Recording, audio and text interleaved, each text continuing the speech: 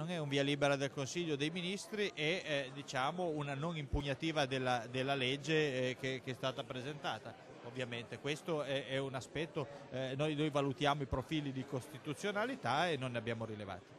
Così il ministro per gli affari regionali Enrico Costa sabato rispondeva ad Antenna 3 sul via libera al referendum del 22 ottobre in materia di autonomia. Ora il voto per il Veneto sarà al centro del dibattito per i prossimi mesi, incrociandosi con i destini del governo, che voci danno nuovamente in bilico dopo la vittoria di Renzi alle primarie. L'ex presidente del Consiglio potrebbe infatti applicare ancora la strategia Letta, quella di un Gentiloni stai sereno, e spingere il paese al voto anticipato in autunno. In questo caso cosa cambierebbe per il referendum sull'autonomia? Election Day oppure slitterebbe?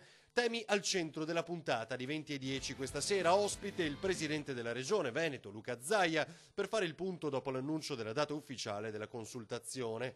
Il PD, che ha appena scelto la sua guida in regione con la vittoria del sindaco Bisato, prepara intanto una strategia. Il sì all'autonomia, ma con la richiesta precisa dei dettagli sugli spazi finanziari, spingendo per una formulazione precisa del quesito che, se fosse ridotto al mero sì o no, sarebbe riduttivo, dicono. Se ne parla dunque questa sera con Luca Zaia, ospite di Antenna 3 alle 20:10.